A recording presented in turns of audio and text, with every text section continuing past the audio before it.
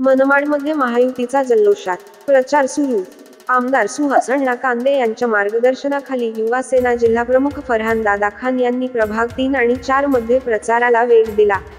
थेट नगराध्यक्ष पदाचे उमेदवार योगेश बबलू पाटील, प्रभाग 3 चे उमेदवार श्रीमती पद्मा उबाळे आणि रोहन सांगळे, प्रभाग 4 चे उमेदवार मुकुंद येळींचे आणि कमलाताई सांगळे, पॉवर हाऊस ते सटाणा रोड, सगळे लॉन्स ते संपूर्ण चौक. हजारो कार्यकर्त्यांचं प्रचंड जल्लोषात रॅली काढण्यात आली. शिव सेना, भाजपा, आरपीआय एकत्र.